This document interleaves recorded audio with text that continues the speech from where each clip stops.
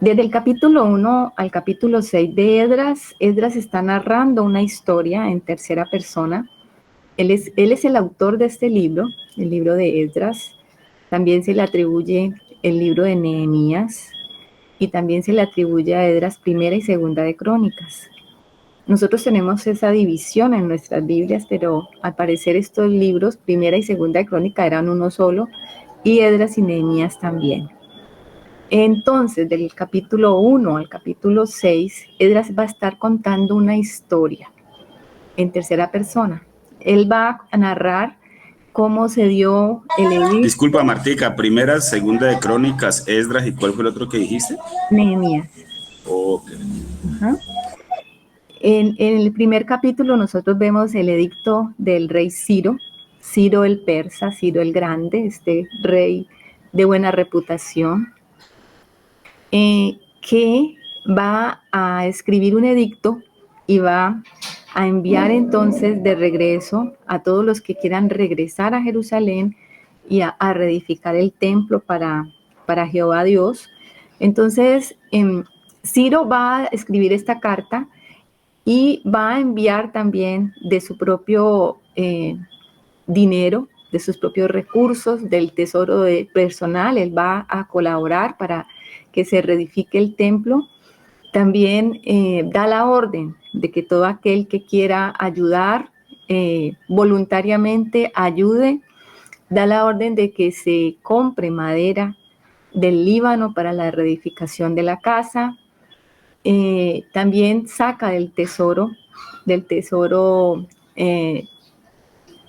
los elementos del templo. Recuerdan las copas, todo lo que Nabucodonosor sacó de la casa de Dios. Ciro va a dar la orden de que se devuelvan y se vuelvan allá a Jerusalén al templo, ¿cierto? Bueno, entonces ellos salen. Ahí tenemos a Zorobabel, que es de la línea real, es un príncipe, gobernador, y a él es el que Ciro da la orden de que regrese a Jerusalén para volver a reconstruir el templo al Señor. Y sale con Josué, el sacerdote Josué, que es de la línea de Aarón. Entonces, con ellos vienen 50,000 personas aproximadamente, es un remanente de 50,000 personas. Fíjense que no regresaron todos, muchos se quedaron en Babilonia, habían prosperado en Babilonia, tal como dijo Jeremías, habían edificado casas, habían conseguido dinero y se quedaron en Babilonia. Solo 50,000 regresaron. Esos 50,000 entonces llegaron y también vimos cómo encontraron oposición por aquellos que estaban allí en la tierra de Israel, por los que hoy en día conocemos como los samaritanos, ¿no? Que es esa mezcla entre los asirios, que fueron los primeros que se llevaron cautivos las tribus del norte, y trajeron algunos asirios y los dejaron allí y se mezclaron con los judíos que se habían quedado. Entonces de allí vienen los samaritanos. Ellos tenían una religión toda rara porque ellos habían querido adoptar la religión judía, pero hicieron fue una mezcla toda extraña. Cuando ellos llegan allí, entonces estos, digamos, samaritanos quisieron construir con ellos el templo y ellos dijeron que no convenía edificar con ellos. Y desde ese momento encontraron mucha oposición,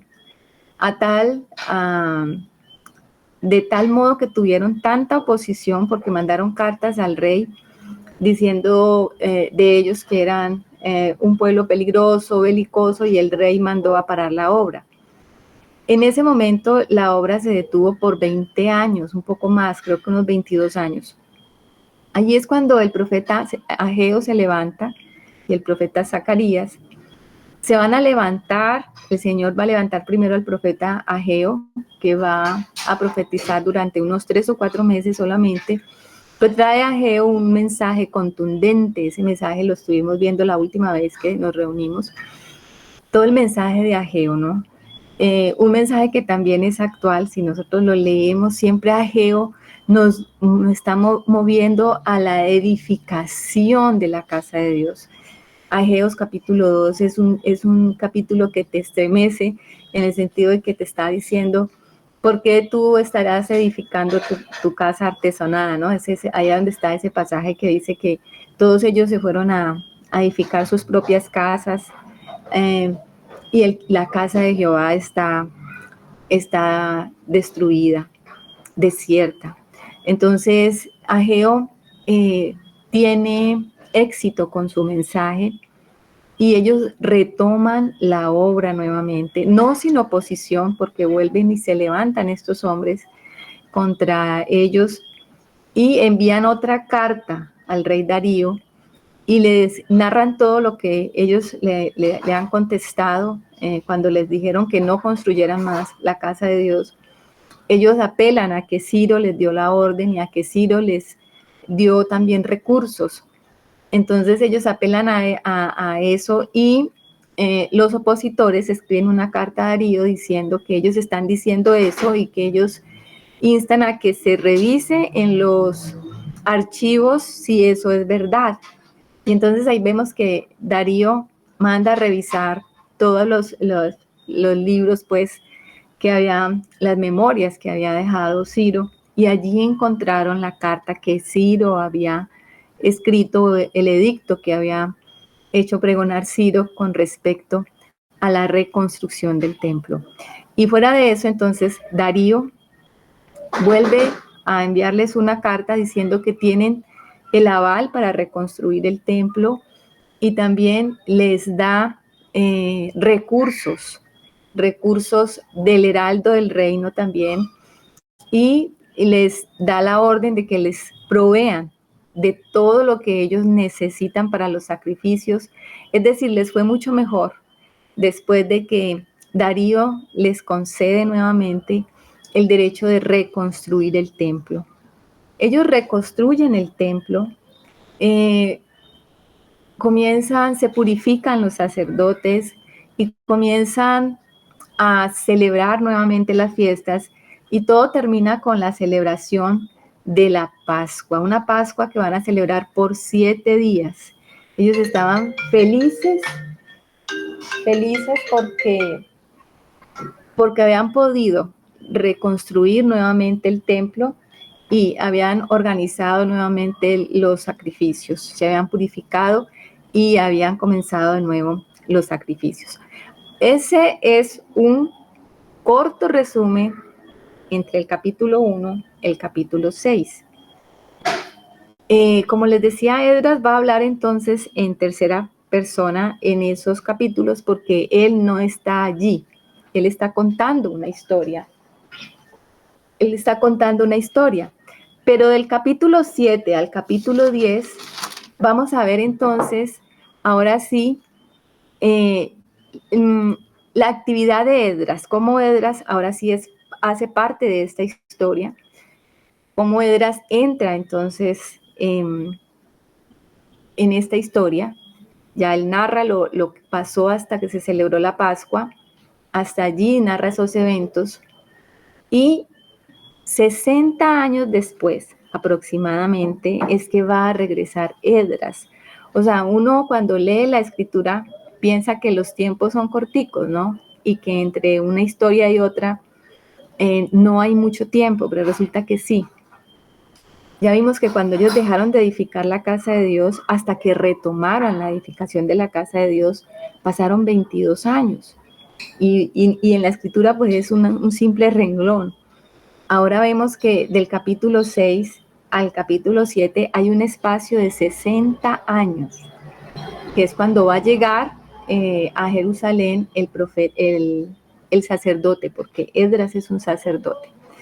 Entonces vamos a comenzar a leer el capítulo 7 de Esdras. Vamos a leerlo del 7 al 10. Anita, ¿nos quieres ayudar con la lectura, por favor? Capítulo 7, ¿del 7 al 10? No, capítulo 7 del 1 al 10, perdón. Ya. Pasadas estas cosas, en el reinado de Artajerjes, rey de Persia, Esdras, hijo de Sereías, hijo de Azarías, hijo de Hilcías, hijo de Salún, hijo de Sadoc, hijo de Ahitob, hijo de Amarías, hijo de Azarías, hijo de Meraiot, hijo de Seraías, hijo de Uzi, hijo de Buki, hijo de Abisúa, hijo de Finees, hijo de Eleazar, hijo de Aarón, primer sacerdote. Este Esdras subió a Babilonia. Era escriba diligente en la ley de Moisés que Jehová, Dios de Israel, había dado. Y le concedió el rey todo lo que pidió, porque la mano de Jehová su Dios estaba sobre Esdras. Y con él subieron a Jerusalén algunos de los hijos de Israel y de los sacerdotes, levitas, cantores, porteros y sirvientes del templo, en el 7º año del rey Artajerjes. Y llegó a Jerusalén en el mes 5º del año 7º del rey. Porque el día 1 del primer mes fue el principio de la partida de Babilonia, y al 1 del mes 5º llegó a Jerusalén, estando con él la buena mano de Dios. Porque Esdras había preparado su corazón para inquirir la ley de Jehová y para cumplirla y para enseñar en Israel sus estatutos y decretos. Amén. Amén. Bueno, entonces vamos a ubicar a Esdras en esta historia. Esdras entonces es un sacerdote. Aquí está toda su genealogía. Es hijo de Seraías, Esdras, y se va hacia atrás, y llega entonces a Aarón. O sea que Esdras es un sacerdote del linaje aarónico. Importante siempre las genealogías, sí, a veces se necesitan las genealogías, aunque uno a veces no las quiere leer porque es un poco difícil de entender, porque no se conoce quién es quién, pero algunos nombres de pronto sí uno los conoce y a veces tiene que usarlos para relacionar la escritura. Aquí queda entonces todo el linaje de Esdras queda aquí en la escritura. Dice que Esdras se presenta delante del rey y le pide al rey, pues quiere regresar, quiere ir a Jerusalén. Dios despertó a Esdras, Dios despierta a Esdras porque es necesario. Esdras era un hombre que era estudioso de la escritura. Él había preparado su corazón, como dice el capítulo 10, para inquirir la ley de Jehová y para cumplirla y para enseñar en Israel sus estatutos y decretos. Entonces, ¿quién preparó a Esdras? ¿Quién lo levantó? ¿Quién puso en su corazón que fuera un hombre temeroso de Dios, guardador de los mandamientos? Esdras era también un escriba. Había inquirido en la ley, había preparado su corazón para poder enseñar en la palabra y los estatutos de Dios al pueblo. Entonces, este Esdras es levantado por Dios para venir a restaurar el pueblo de Israel en el temor de Dios.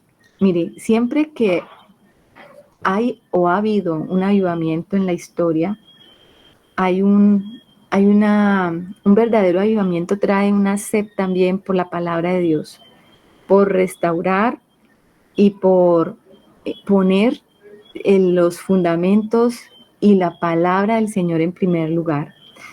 Si queremos ser hombres y mujeres avivadas, tenemos que estar llenos de la palabra de Dios.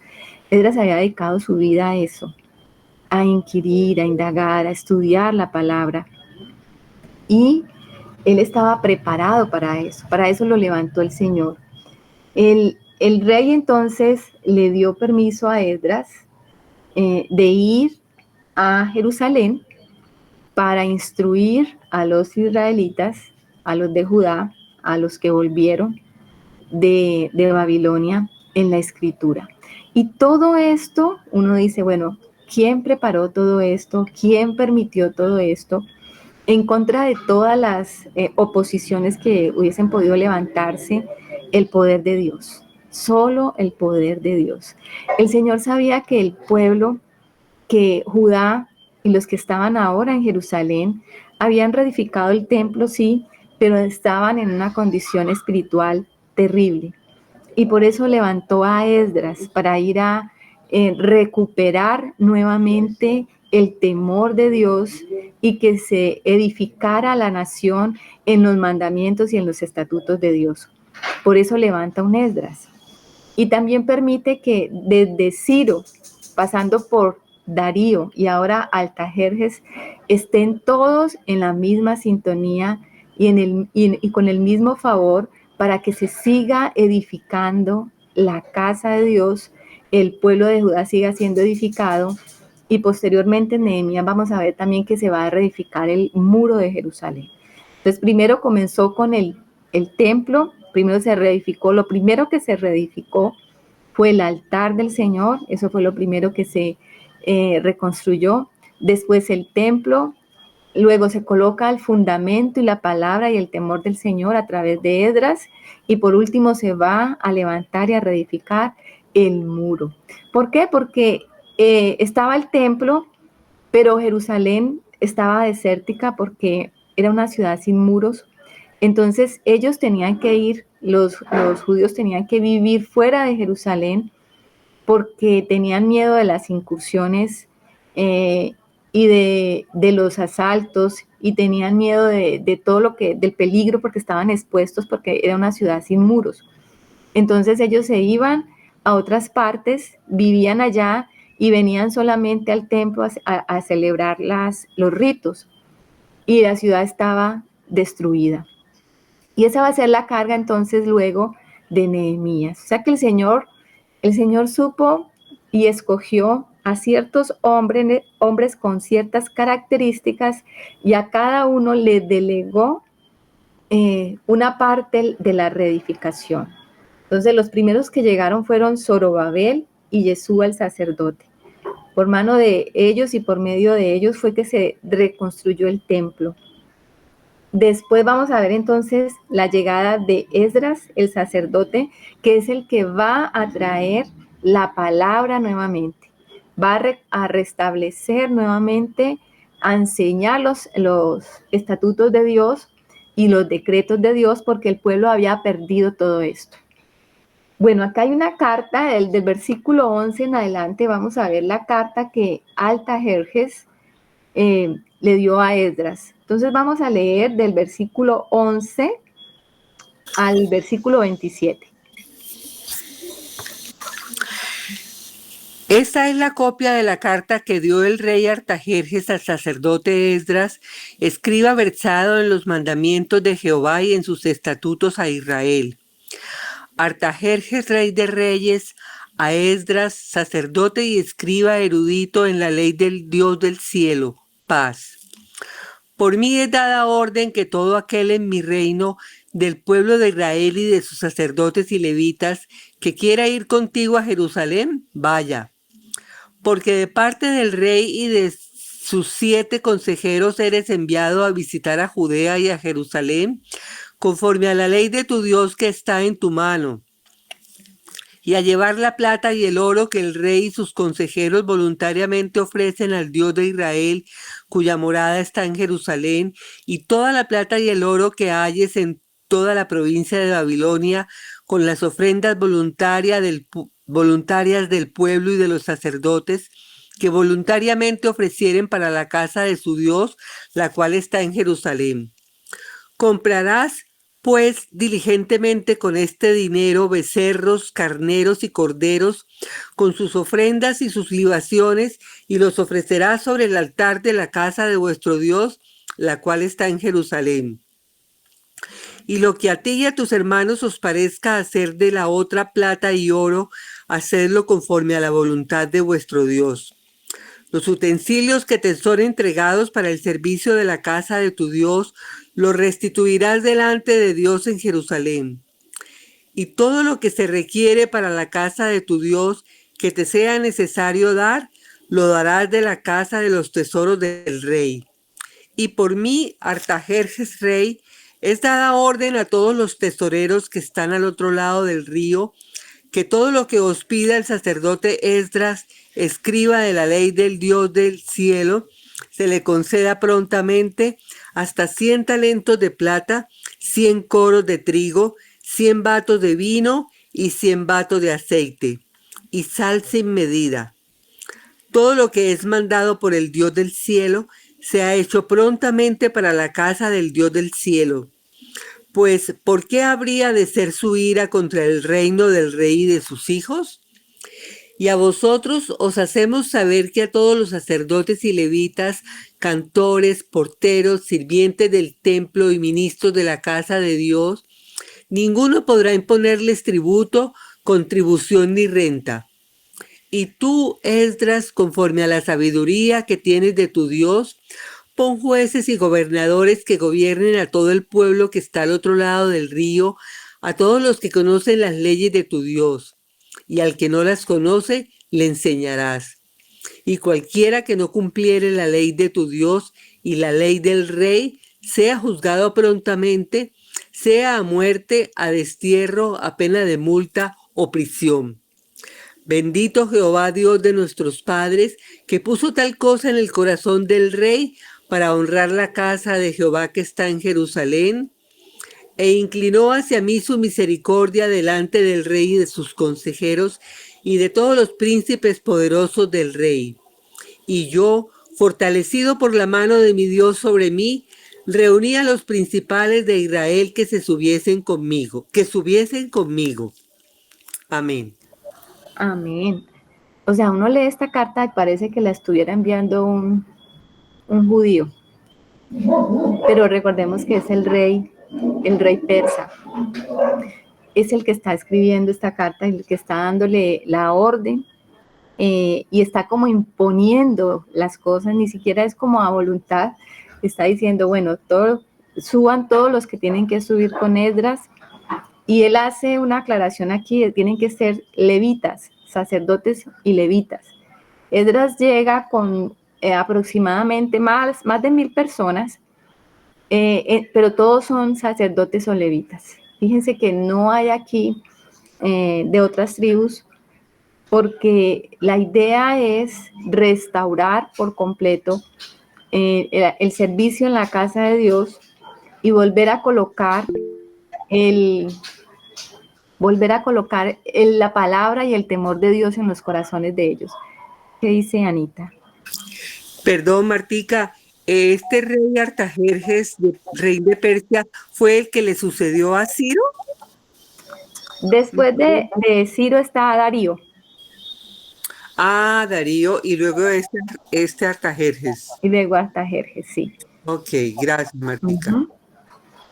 Entonces, Esdras y todos los que suben con él tienen ese deber, el deber de instruir sabiamente la ley de Dios, de poner también jueces y gobernadores que dicen que gobiernen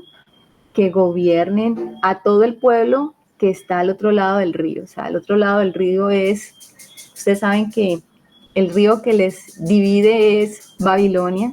Babilonia está de un lado y Judá o Jerusalén y Israel están al otro lado. Entonces, por eso se le dice al otro lado del río.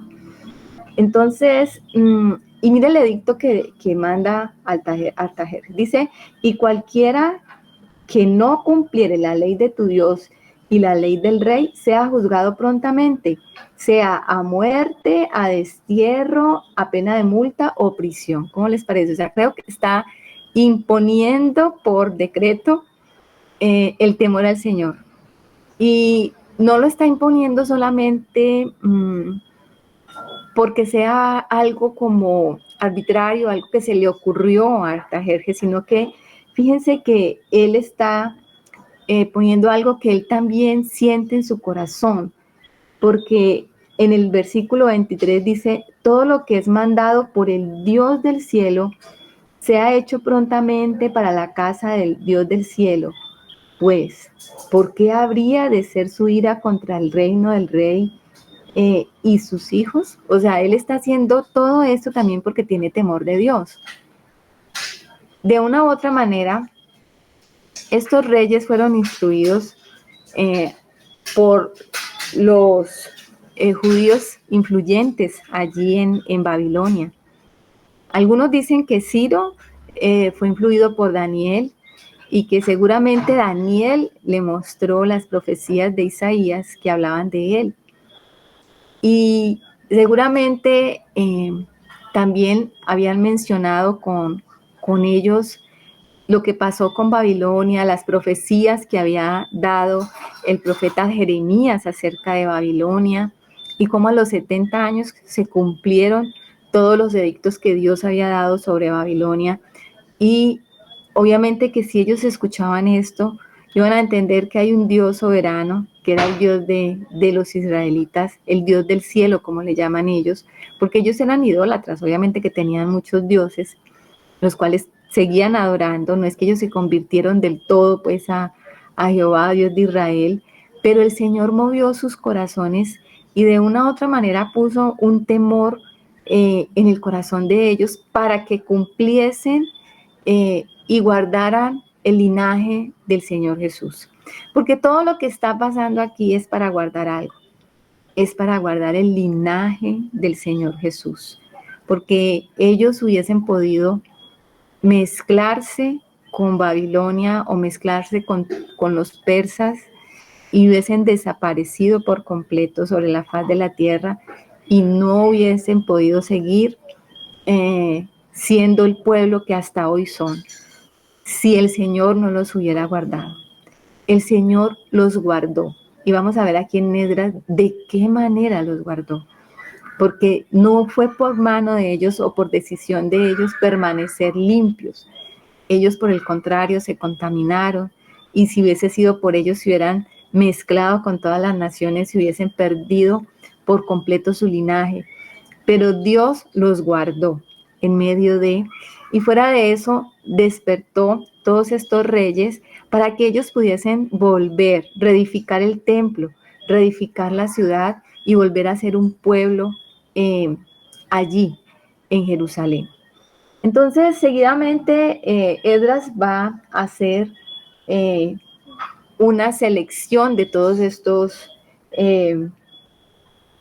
digamos, levitas. Y él, lo que sigue ahí en adelante son unas genealogías de algunos levitas que él escogió también para subir a Jerusalén. Del 15 en adelante, él va a reunir los sirvientes del templo, él va a hacer todo lo que tiene que ver con el templo y delegar todos los servicios del templo a esos levitas. El 15 dice, los reuní junto al río que viene a Jaba y acampamos allí 3 días y habiendo buscado entre el pueblo y entre los sacerdotes, no hallé allí de los hijos de Leví. Entonces despaché a Eliezer, Ariel, Semaías, el Natán, Jarib, dice hombres principales, asimismo a Joiarib y a el Natán. Nombres, dice hombres doctos. Lo que está haciendo entonces Esdras es reunir los estudiosos, que es un hombre docto, es un hombre conocedor de la ley. Él escogió lo mejor, los separó y los envió. Él venía a restaurar la palabra de Dios en medio del pueblo. Esa era su misión. Y eso es lo que él va a hacer. El 18 dice, y nos trajeron según la buena mano de nuestro Dios sobre nosotros un varón entendido de los hijos de Mali, hijo de Leví, hijo de Israel, a Serebías con sus hijos y sus hermanos 18. O sea, él va a contar entonces todos los hombres doctos que tiene para emprender esta labor. En el 21 dice que Esdras publica un ayuno. Él va a hacer un ayuno para que puedan emprender ese viaje, porque es un viaje peligroso de donde ellos están hacia Jerusalén. Eran caminos peligrosos, ellos iban cargados con oro, con plata, con todos los tesoros que el rey había enviado, y ellos estaban preocupados por esto. Fíjense lo que hace Esdras. Dice, y publiqué en el 21, ayuno allí junto al río Ahava para afligirnos delante de nuestro Dios, para solicitar de él camino derecho para nosotros y para nuestros niños y para todos nuestros bienes, porque tuve vergüenza de pedir al rey tropa y gente de a caballo que nos defendiesen del enemigo en el camino, porque habíamos hablado al rey diciendo, la mano de nuestro Dios es para bien sobre todos los que le buscan, mas su poder y su furor contra todos los que le abandonan.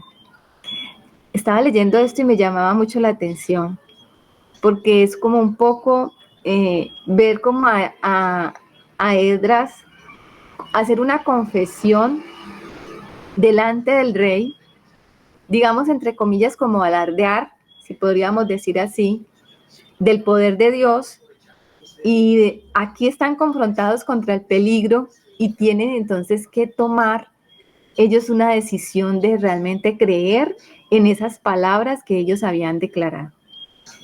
Y yo me puse a meditar en esto porque cuántas veces no nos pasa lo mismo, ¿no? Nosotros decimos delante de los impíos o delante de los inconversos palabras de Dios, acerca de Dios, y exaltamos a Dios delante de los inconversos en su poder y en su grandeza, y después vamos a ser probados en una situación donde tenemos que nosotros creer en aquellas palabras que hemos dicho. Ah, el Señor es sana, el Señor es poderoso para sanar. Ah, no, el Señor es poderoso para proveer. No, el Señor es poderoso para guardarnos del mal y del peligro. En el caso de Esdras fue ese. Y entonces, después de haber dicho esas palabras, él tuvo vergüenza de pedir tropa. Es decir, pero si usted me está diciendo que tiene un Dios que es poderoso y que los va a guardar porque ustedes lo están buscando, ¿cómo así me está pidiendo que yo le dé una tropa para que lo guarde? O sea, eso era como contradictorio, ¿cierto? Y aquí la escritura no nos esconde eso. Y también nos muestra cómo Esdras se sentía vulnerable y expuesto a tener que creer en las palabras que había dicho y programado acerca de Dios. Pero vemos también que Esdras se humilla. Lo que hace es proclamar un ayuno para pedir que la mano del Señor los acompañara por ese camino. Dice el 23, ayunamos pues y pedimos a nuestro Dios sobre esto y él fue propicio. Y entonces ellos avanzaron en ese camino. El 24 dice, aparté luego a 12 de los principales de los sacerdotes y Serebías y Asabías y con ellos 10 de sus hermanos. Y les pesé la plata, el oro y los utensilios, ofrendas para la casa de nuestro Dios. Habían ofrecido el rey y sus consejeros y sus príncipes y todo Israel allí presente. Pesé pues en manos de ellos 650 talentos de plata y utensilios de plata por 100 talentos y 100 talentos de oro. O sea, cuando uno lee esto no se da cuenta por qué Esdras estaba asustado. Era un tesoro inmenso, él estaba llevando realmente una cantidad de dinero impresionante. Además, 20 tazones de oro de 1000 dracmas y 2 vasos de bronce bruñido muy bueno, preciados como el oro. O sea que él estaba llevando un tesoro por caminos peligrosos, lleno de ladrones y de asaltadores, y era necesario que ellos confiaran en que el Señor los iba a guardar. Y les dije, vosotros estáis consagrados a Jehová y son santos los utensilios y la plata y el oro, ofrenda voluntaria a Jehová, Dios de nuestros padres. Vigilad y guardad hasta que los poseéis delante de los príncipes de los sacerdotes, y los levitas, y de los jefes de las casas paternas. Los sacerdotes y los levitas recibieron el peso de la plata y del oro y de los utensilios para traerlas a Jerusalén. Entonces, en el versículo 31 dice que partimos del río Ahava el 12 del mes primero para ir a Jerusalén, y la mano de nuestro Dios estaba sobre nosotros, y nos libró de mano del enemigo y del acechador en el camino. Y llegamos a Jerusalén y reposamos allí 3 días. Bueno, ahí fue pesada la plata, ahí él estuvo esperando, pero en el capítulo 9 va a llegar una noticia para Esdras tremenda, y realmente este es el motivo por el cual el Señor había traído a Esdras de regreso. En el capítulo 9 vamos a ver qué estaba pasando con el pueblo. ¿Qué dice Alecito? Mira que detallando ahí cositas del 7 al 8, en el 7 hablaba que ellos salieron el día, o sea, lo voy a comentar allí porque me llama la atención aquí cuando dice, y partimos del río Ahava el 12 del mes primero, ellos salieron el 7 del mes primero, o sea, ahí no llevan sino 5 días para ir a Jerusalén, y la mano de nuestro Dios estaba sobre nosotros y nos libró de mano del enemigo y del acechador. Llegamos a Jerusalén y diría, uy, tan rápido. Resulta que en el capítulo anterior ellos salieron el 5 del mes primero, llegaron el 5 del mes quinto, o sea, se demoraron 5 meses.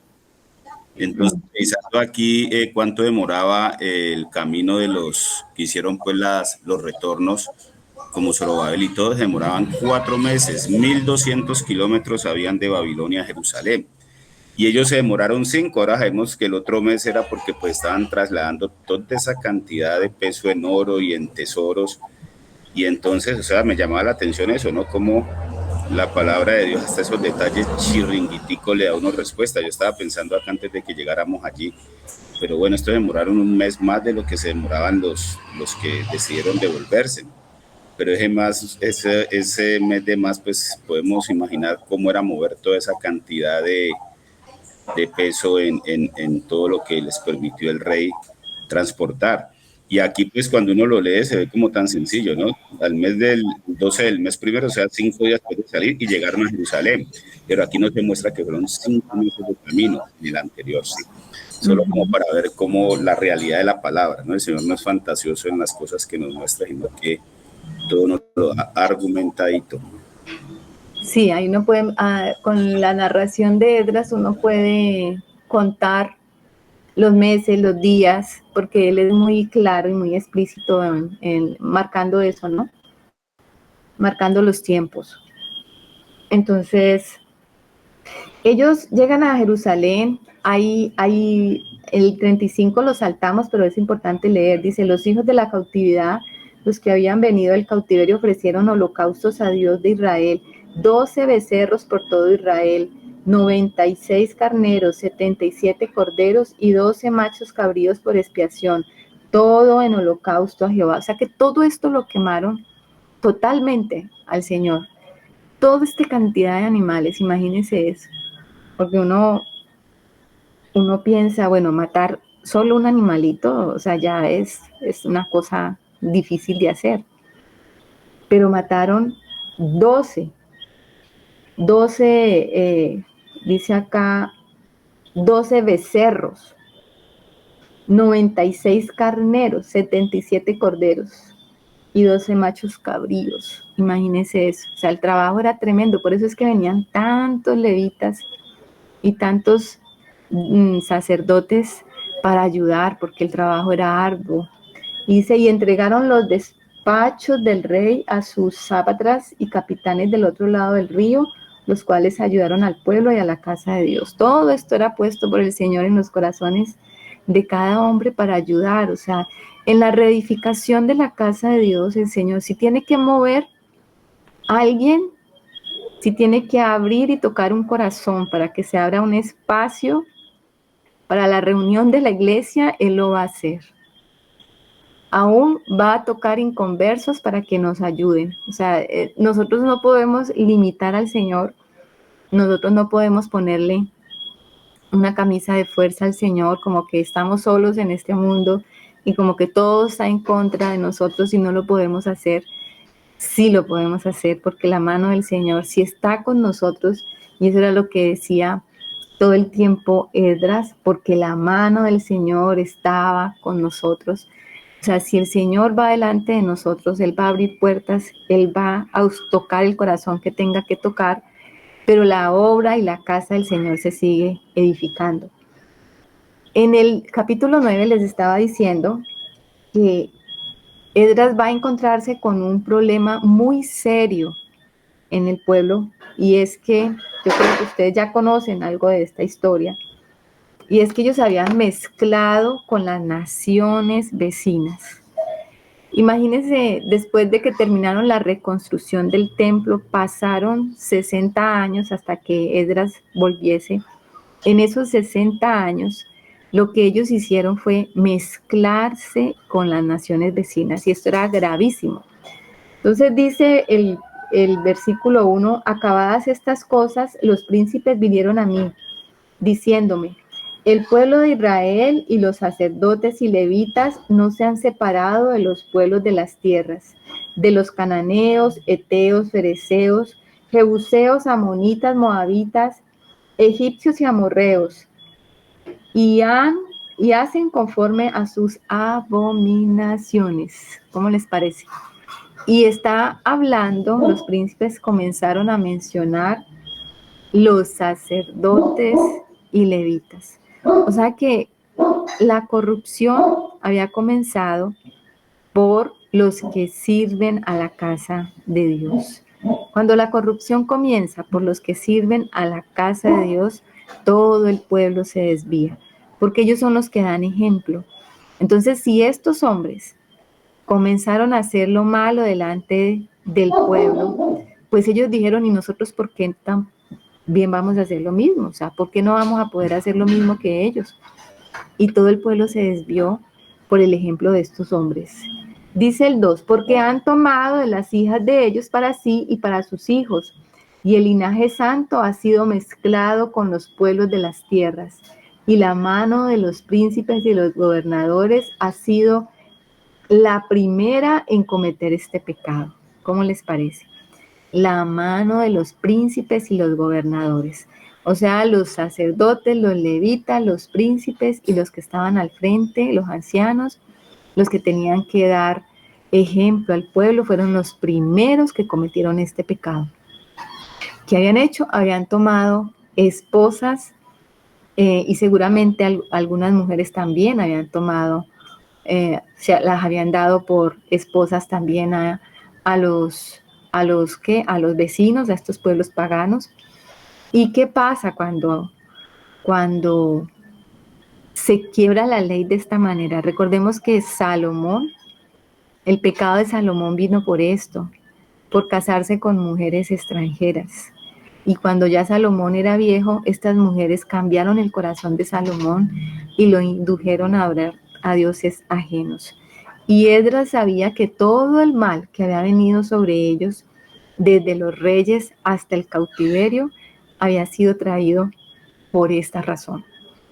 Entonces, Esdras, que era un hombre temeroso de Dios, un hombre que conocía la ley y que esto era un mandato de Dios y que estaba prohibido por la ley casarse con extranjeros, eso lo había determinado el Señor en la ley.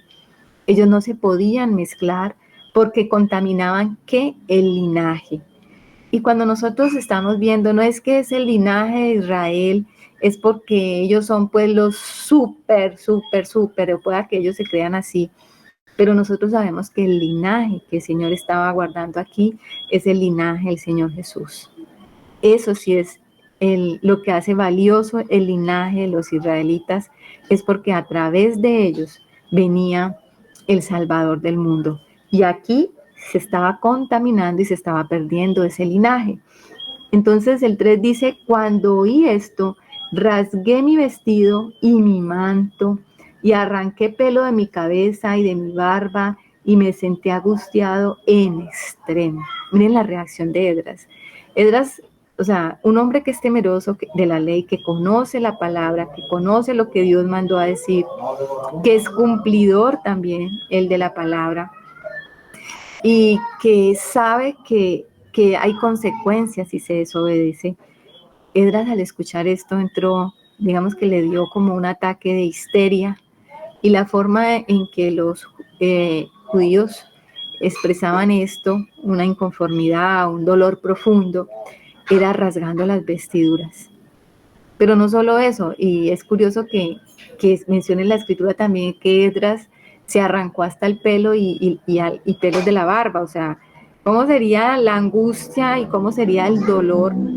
Porque pensemos en esto, si el Señor los había llevado al cautiverio por causa de este pecado y los había traído de regreso para reconstruir el templo y para que ellos volviesen a ser la nación que eran, y estaban en ese proceso de reedificación, ellos estaban cometiendo el mismo error que los llevó al cautiverio.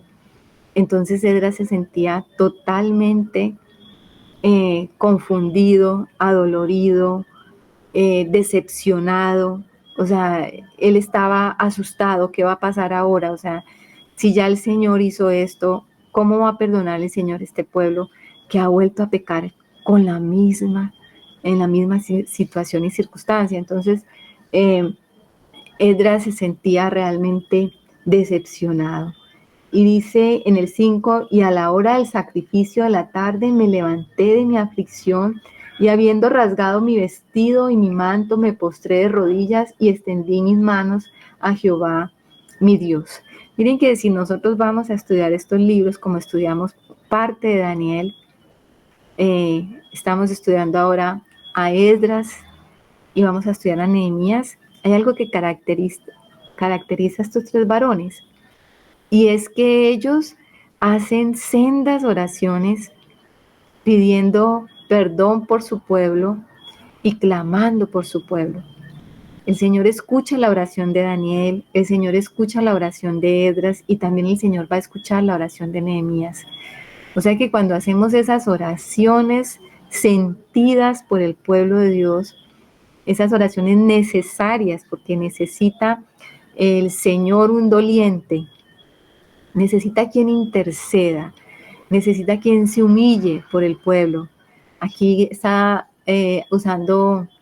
estamos viendo la labor del sacerdote, aunque aquí en estos tres varones, entre Daniel, Esdras y Nehemías, el único sacerdote era Esdras, pero ellos estaban intercediendo por el pueblo, porque era un pueblo duro de corazón, era un pueblo que volvía otra vez al pecado, recurría.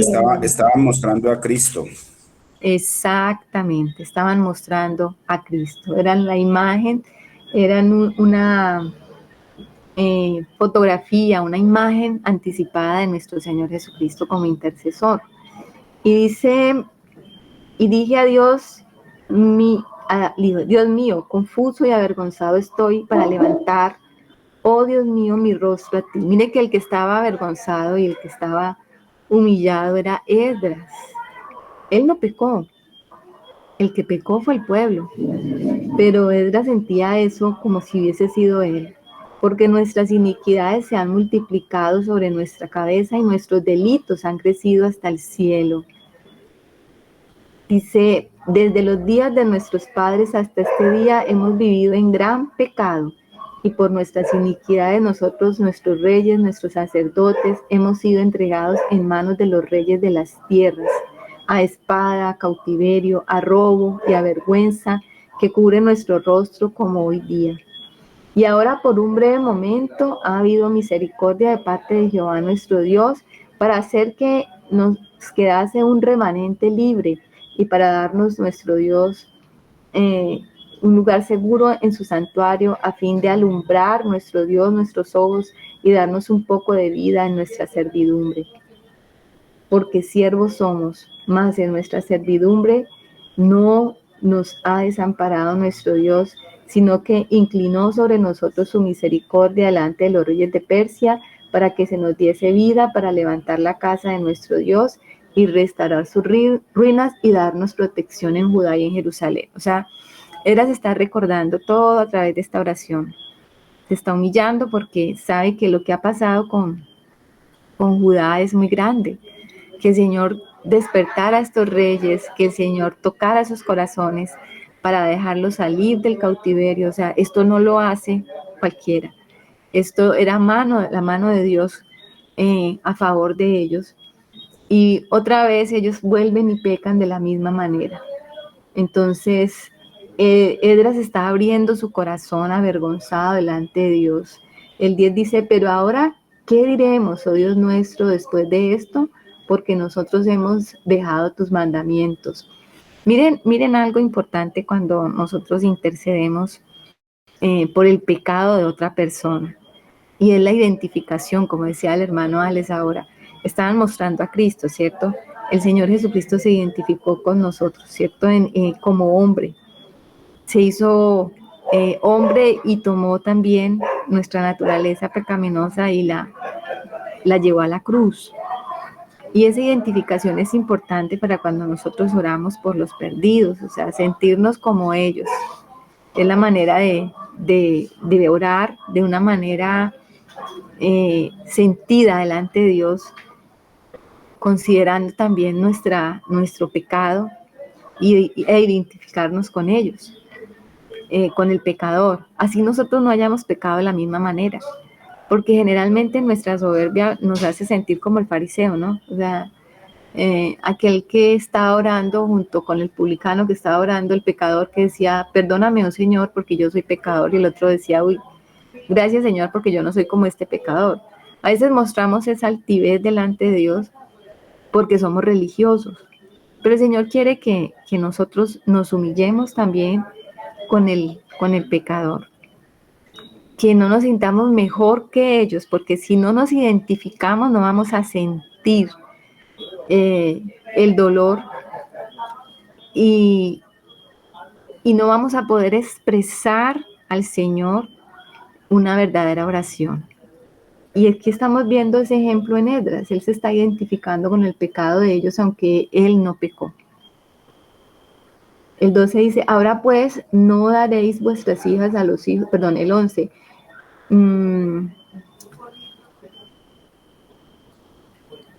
Que prescribiste por medio de tus siervos los profetas diciendo, la tierra a la cual entráis para poseerla, tierra inmunda es, a causa de la inmundicia de los pueblos de aquellas regiones, por las abominaciones de que han llegado de uno a otro extremo con su inmundicia. Ahora pues no daréis vuestras hijas a los hijos de ellos, ni sus hijas tomaréis para vuestros hijos, ni procuraréis jamás su paz ni su prosperidad, para que seáis fuertes y comáis el bien de la tierra y dejéis por heredad a vuestros hijos e hijas para siempre. Ese era el mandamiento que ellos habían quebrantado. Bueno, vamos a ir un ratico adelante, un poquito más adelante. Esta oración termina en el versículo 15. ¿Qué dice Alecito? Miren que llama mucho la atención la claridad que tenía Esdras de todo el asunto, de la historia pasada, la presente y de lo que estaba por venir, porque él reconoce que por el pecado de sus padres, ellos habían sido llevados cautivos a Egipto, y pues por supuesto que conocía la historia de las 10 tribus y lo que le había sucedido a ellos también como Judá. Y ahora está diciendo, y este remanente que el Señor está levantando, o sea, el remanente que había regresado del cautiverio voluntariamente, pues también estaba en las mismas condiciones. Entonces, podemos identificarnos como ese dolor que tenía Esdras, ¿no? Como diciendo, la embarraron nuestros padres y no aprendemos, porque los que estamos ahora regresando voluntariamente, que el Señor ha despertado el espíritu, pues estamos haciendo lo mismo. Entonces, como uno siente como ese sentir de Esdras al darse cuenta que definitivamente no aprendemos. Así es. Y uno podría tomar esta enseñanza del libro de Esdras e identificarnos con la historia también, porque pasa lo mismo. O sea, el Señor, nosotros hablamos mucho del remanente, ¿no? Como el remanente que Dios está sacando de la cautividad, de todos los sistemas religiosos, y que el Señor está llamando a un pueblo que somos pocos y que nos reunimos y que queremos como edificar la casa de Dios, pero también como ese remanente que somos nosotros, podemos estar contaminándonos con todas las cosas de esta tierra, aquellas cosas que el Señor nos ha llamado a soltar, a dejar, a no contaminarnos con ellas.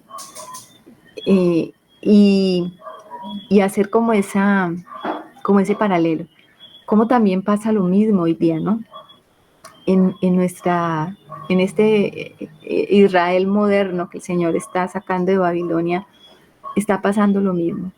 Y el Señor entonces tiene que levantar hombres como Esdras, ¿no? Temerosos de Dios, dispuestos a humillarse por el pueblo, que enseñen y que instruyan la palabra conforme es correctamente, porque eso es lo que estaba haciendo Esdras, un escriba fiel, y eso es lo que necesitamos hoy en día, hombres fieles a la escritura, hombres que puedan enseñar la palabra como es, que traigan el verdadero mensaje de Dios para hacer que los hijos de Dios puedan caminar por el camino derecho.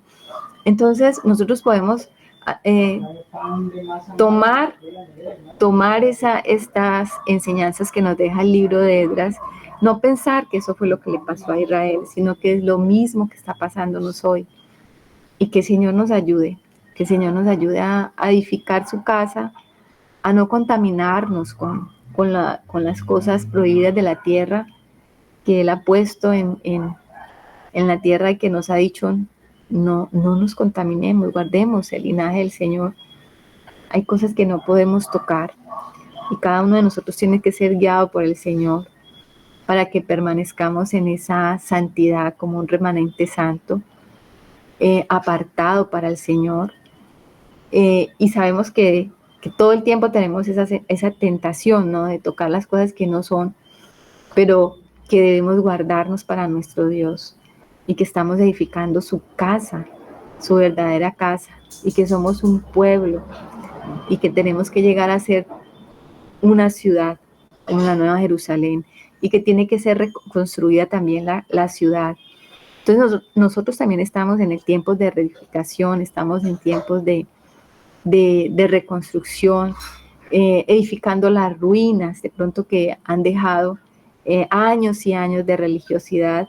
El Señor está sacándonos para que reedifiquemos también su casa, y tenemos que tener un corazón como el de Esdras, conociendo la voluntad del Señor, siendo temerosos del Señor para caminar por sus estatutos y sus mandamientos. En nuestro caso sería siendo temerosos del Señor para no darle cabida a la carne, sino caminar siempre en el Espíritu, sabiendo que nuestra consagración al Señor es que nos va a guardar de hacer cosas que no son. Hay cosas que no debemos tocar. Y el Señor nos va, si estamos caminando con Él, de verdad, cerquita, Él nos va a mostrar qué no debemos tocar. Y cosas que pueden ser lícitas para el mundo, no son lícitas para nosotros. ¿Qué dice Alecito?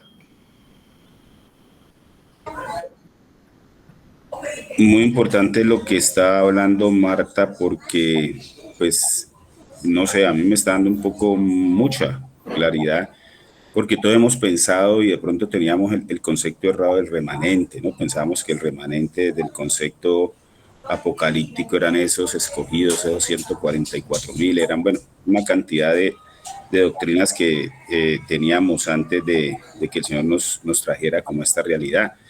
Y aquí lo que estamos viendo es que el Señor siempre ha guardado su remanente desde el comienzo. Pero ¿cuál ha sido su remanente?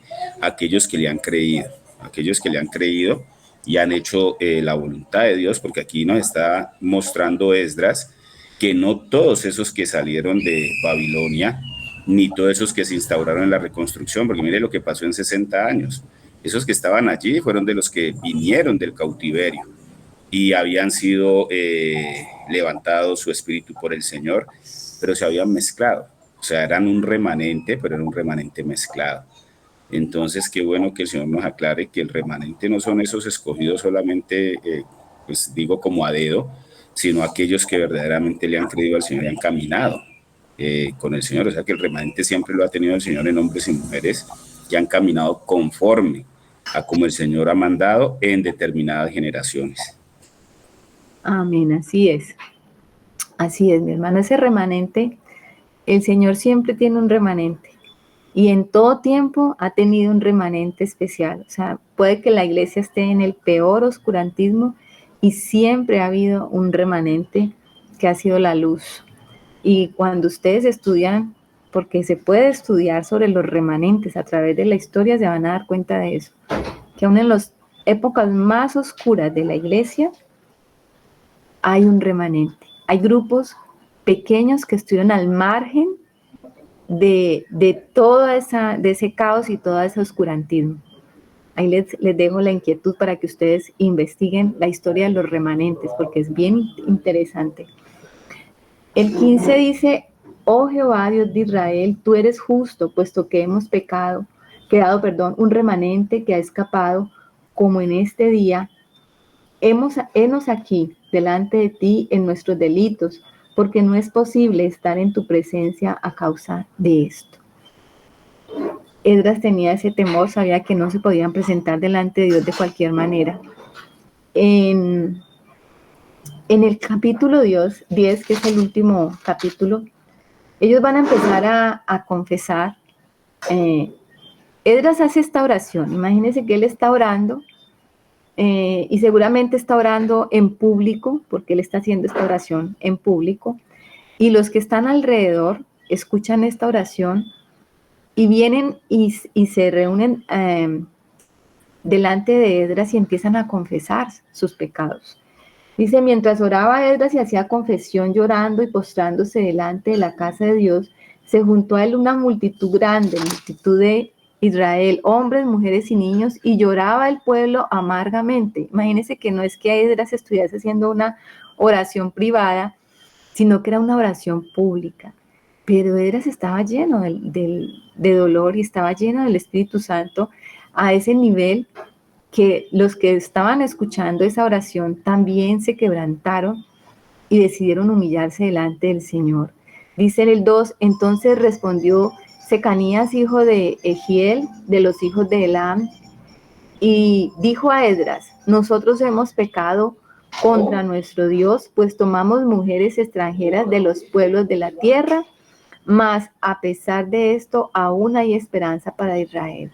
Ahora pues hagamos pacto con nuestro Dios y que despidamos a todas las mujeres y los nacidos de ellas, según el consejo de mi Señor y de los que temen el mandamiento de nuestro Dios, y hágase conforme a la ley.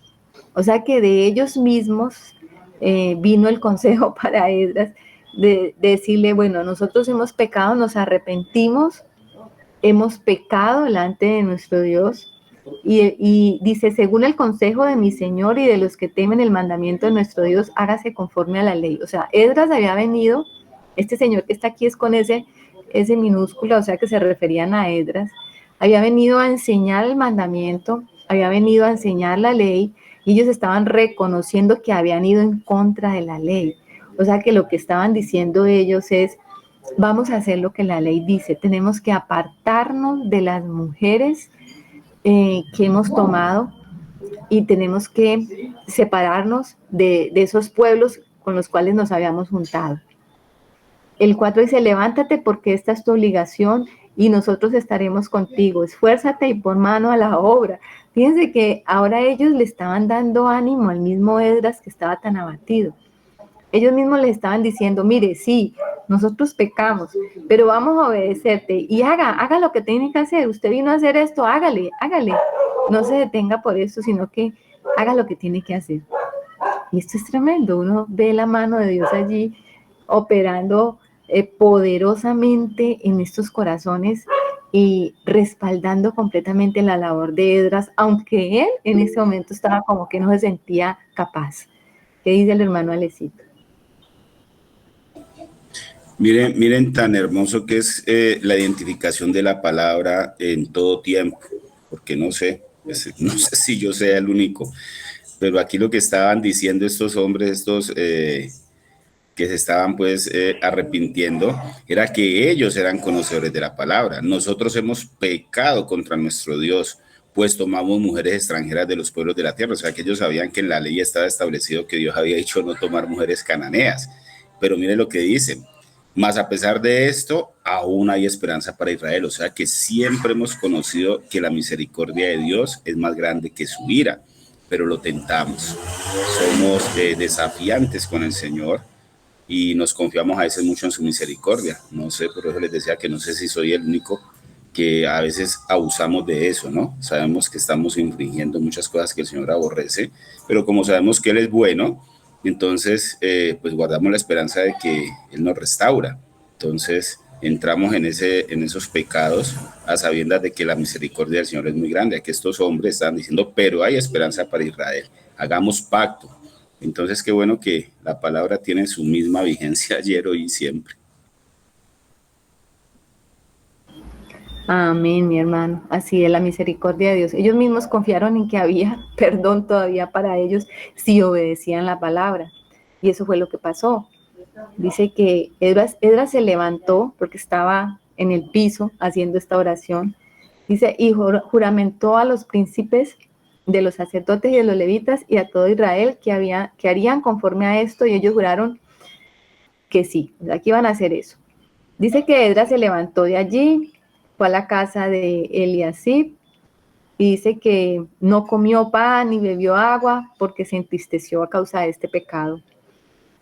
Luego ellos hicieron pregonar un edicto en Judá y en Jerusalén para que todos los hijos del cautiverio se reuniesen en Jerusalén.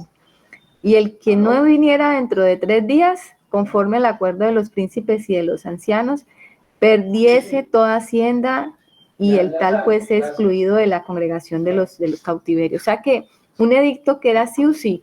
Si usted no venía acá, se presentaba aquí, entonces usted quedaba excluido de la heredad y de todo lo que tenía que ver con Israel. O sea que era serio este edicto. O sea, todos se presentaron, dice así, todos los hombres de Judá y Benjamín se reunieron en Jerusalén dentro de los 3 días y a los 20 días del mes, que era el mes noveno, y se sentó todo el pueblo en la plaza, en la casa de Dios, temblando con motivo de aquel asunto y a causa de la lluvia. Es curioso que se haga aquí también esa referencia, ¿no? Ellos estaban temblando, sí, porque el asunto era pues tremendo, pero además de eso es porque estaban en la época del frío. Ellos después va a decir que estaban en el mes 10º, o sea que estamos hablando de octubre, o sea que ya estaba entrando el invierno hacia final de año, ¿no? Y estaba haciendo mucho frío, estaba lloviendo y haciendo mucho frío, y ellos temblaban por las dos cosas. Dice, y se levantó el sacerdote Esdras y les dijo, vosotros habéis pecado por cuanto tomáis mujeres extranjeras, añadiendo así sobre el pecado de Israel. Dice, ahora pues dad gloria a Jehová, Dios de vuestros padres, y haced su voluntad, y apartaos de los pueblos, de las tierras y de las mujeres extranjeras. Y respondió toda la asamblea y dijeron en alta voz, así se haga conforme a tu palabra. Eso fue un arrepentimiento general en todo el pueblo. Pero el pueblo es mucho y la tierra y el tiempo lluvioso y no podemos estar en la calle, ni la obra es de un día, ni de 2, porque somos muchos los que hemos pecado en esto. Sean nuestros príncipes los que se queden en lugar de toda la congregación y todos aquellos que en nuestras ciudades hayan tomado mujeres. Entonces ellos llegaron a un acuerdo, mire, como somos tantos y esto no se va a poder resolver en un día o en 3 días, entonces que se queden los principales, los ancianos, los que los van a representar, y ellos saben quiénes son los que han tomado mujeres extranjeras y van a tomar entonces esa decisión. Entonces dice el 16, así hicieron los hijos del cautiverio y fueron apartados el sacerdote Esdras y ciertos varones, jefes de las casas paternas, según sus casas paternas. Todos ellos por sus nombres se sentaron el primer día del mes 10º para inquirir sobre el asunto y terminaron el juicio de todos aquellos que habían tomado mujeres extranjeras el primer día del mes primero. O sea que de octubre a enero se demoraron 2 meses haciendo este censo. Y lo que ellos tenían que hacer era mirar a ver qué hombre había tomado mujer extranjera y aún hasta los hijos. Entonces, seguidamente va a pasar eso. En el versículo 18 dice, de los hijos de los sacerdotes que habían tomado mujeres extranjeras fueron hallados estos, de los hijos de Joá, hijo de Jodá, y todo usted va a ver toda una lista, todo un censo de los que habían tomado mujeres extranjeras y habían tenido que despedir estas mujeres, y dice el 44, que es el último versículo, Todos estos habían tomado mujeres extranjeras y habían mujeres de ellos que habían dado a luz hijos. Y usted dice, wow, pero esto es tremendo. ¿Cómo dañar un hogar? O sea, si nosotros estuviéramos hoy en día juzgando esto a la luz de lo que hoy en día se juzgaríamos algo que esto está mal. Diríamos que esto está mal porque están dañándose unos hogares, porque se está rompiendo un hogar, porque se están quedando unos hijos sin papá. Bienestar familiar y la infancia y adolescencia no lo permitirían. Exactamente, vendrían los derechos humanos, bienestar familiar y todas las organizaciones, pues, a decir que esto no se debe hacer. Pero esto estaba pasando en tiempos donde obviamente estaba la ley funcionando y tenía que suceder, porque tenía que ser guardado el linaje del Señor Jesús. Cuando usted piensa en esto y de pronto si razonamos con los pensamientos de ahora diríamos, esto es como injusto, esto es demasiado dramático, esto es demasiado terrible, yo no entiendo por qué Dios hace una cosa de estas, destruir un hogar. Seguramente esos hombres amaban a estas mujeres y esas mujeres amaban a esos hombres. Y como ahora en cuestión del amor, nosotros podemos decir, si hay amor todo vale. Pero el Señor entonces estaba dando aquí estas órdenes, porque por encima de ese amor humano y por encima de todos los sentimientos humanos, no es que estaba la ley o un mandamiento, por encima de eso estaba guardar el linaje del Señor Jesús. Si esto no hubiera pasado, mis hermanos, pongamos esto dramáticamente, el Señor Jesús no hubiese podido venir. Porque las promesas que estaban escritas en la Escritura era a través del linaje de David. Ok, mi hermano Alecito, gracias. El Señor te bendiga. Un abracito. Ya vamos a acabar igual. Gracias. Entonces no hubiese podido el Señor cumplir esa promesa a través de Judá. Y Judá justamente era el que estaba involucrado mayormente en todo esto, porque fueron los judíos los que fueron a Babilonia y luego fueron los judíos los que regresaron de Babilonia a reconstruir el templo y la ciudad. Entonces, siempre que pensemos en esto, como que Dios es un Dios extremo, al extremo de dar unas órdenes tan duras y difíciles de entender, pues pensemos en eso. Hoy tenemos a nuestro Señor Jesús, gracias a que se levantó Esdras, gracias a que Esdras hizo esta oración y gracias a que el Señor colocó en los corazones de estos hombres apartarse de todas estas mujeres que eran de pueblos ajenos a la simiente de David. Entonces, démosle gracias al Señor por eso, como Él va a hacer que su linaje permanezca, solo sus hijos hasta el final van a permanecer. Todo lo que no es va a tener que salir de su casa y de su iglesia. Entonces aquí terminamos, mis hermanas, el libro de Esdras. ¿Qué dice Anita? Martica, pero si algunas de estas mujeres se hubieran convertido al Dios de Israel, Pues uno podría decirlo que sí, cierto, pero pues la escritura no nos lo dice en este momento, ¿no? y mira, por ejemplo, el Señor Jesús no desciende de Rahab la ramera Sí, y de Ruth, y de Ruth la moabita. sí. O sea que el Señor aquí no está haciendo, no es que el Señor sea un exclusivista, pues, pero es que este pecado estaba en masa. Y él pudo sí injertar a Rahab la ramera en la genealogía del Señor y también a Ruth, la moabita. Pero si esto hubiese pasado, o sea, a la escala que estaba aconteciendo acá, pues no, ellas no todas se iban a convertir, o la escritura no nos dice que se convirtieron algunas o no, el Señor las excluyó a todas. Martica, pero a mí sí se me hace muy horrible pensar en esa cantidad de muchachitos que quedaron sin padre de un momento a otro. A Sí, mí sí me hizo difícil. pues claro, porque lo estamos juzgando con los ojos, como yo les decía ahora, estamos haciendo una mirada en este momento con lo que nosotros estamos viviendo, pero no lo podemos mirar con nuestros ojos, sino que tenemos que contextualizar la historia en el tiempo de ellos. Ya, gracias, Martica.